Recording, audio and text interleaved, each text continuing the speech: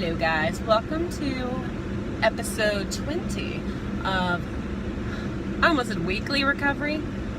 Okay, wicked recovery. According to my sobriety tracker on my phone, thank you Paul Churchill for creating that. I have been sober for 5 months, 1 week, and 1 day. Woohoo. I am very, very sleepy and looking like poop, so I'll admit it. I'm okay with that. Whatever. It's a Monday and it's 14 degrees. Anyway, so big stuff happened last week. My last episode of this was a little longer than normal, but I decided to send it to Paul, the creator of the podcast Recovery Elevator, and just to let him know how thankful I am for his podcast and how instrumental I really think his podcast has been in my own recovery thus far, and to let him know that I totally stole his idea and turned it into a YouTube channel. To my delight, within a few hours, I received an email response from him that was so kind and well written, and it wasn't just a quick little thanks for listening. He shared some stuff in there that I won't share here, but I was just delighted and honored to hear from him. So thanks, Paul, if you do watch this. Thank you. That meant a lot. I was trying to think of what my tip would be for today, because some weeks I don't feel like I have any groundbreaking insights to share. So I'm just going to share this. Choose you over expectations, within reason, of course. Obviously, your job and your children and things like that, you can't always choose yourself over those responsibilities. But when it comes to something that's not a dire, important responsibility, choose you. My example from doing that this weekend was on Saturday, was the big staff get-together thing that we have every year. It's always like the first weekend or so after the holidays and after school starts back up. My principal is awesome. She's a total rock star, and her house is awesome, and she throws these wonderful parties, and I usually go every single year. I definitely went last year, but I'm gonna tell you something. I like my job more this year than I did a year ago, but I don't love to hang out in crowds. And when I go to these get-togethers, there's hundreds of people in this small space, and it is loud, and there is booze flowing everywhere. There's also good food.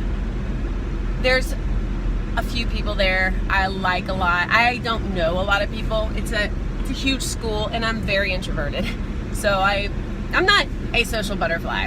I'm more of the closet moth. And I like it like that.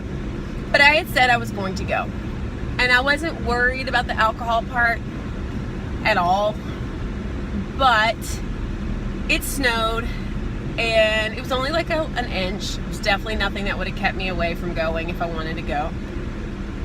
But it was so cold, and it was dark, and it was snowy, and honestly, the only reason in the past I would have gone was probably to drink, you know? I mean, I don't really want to go to a get-together, a big, huge staff kind of get-together, if I am stone cold sober. Sometimes there's an end of the year one in June when it's light until almost 9 o'clock and it's warm and you can stand outside and you're not stuck inside with a bunch of people. That one I might go to.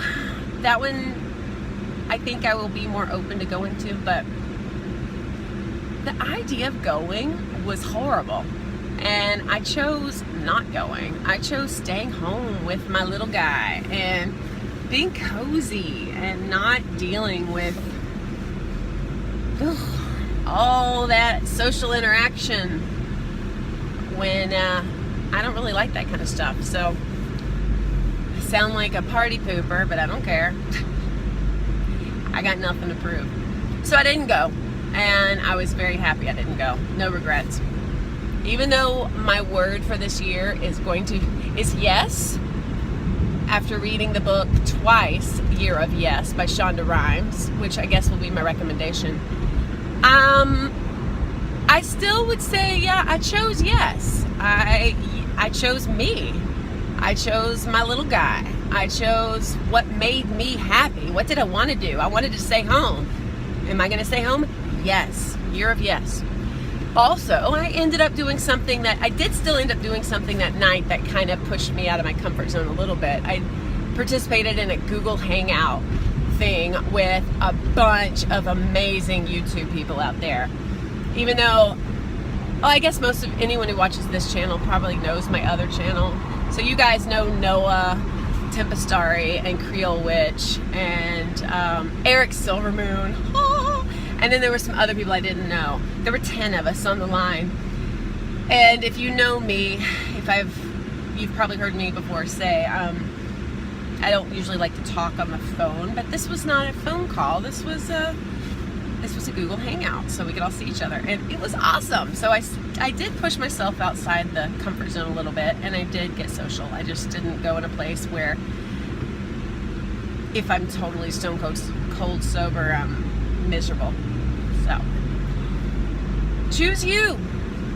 Say yes to you. Do what's going to bring you joy. Responsibilities are one thing, but just social expectations, they can bite you or bite me. I don't care. A few people texted, "Where are you?" And I said, I decided to stay home, have fun. And you know what? I don't care what anyone might have thought to that, because my interest in other people's opinion of me is zero. What, I think it was Wayne Dyer who said, "Your opinion of me is none of my business. It has nothing to do with me." Thanks, Wayne. Okay, that's enough. That was a babble. But thank you for watching. Be well. Choose you. And check out Year of Yes. It is such a fun, inspirational story, especially if you're at all introverted or say no to life a lot of times. It's on Audible. It's read by the author, which makes it fantastic. And she's funny.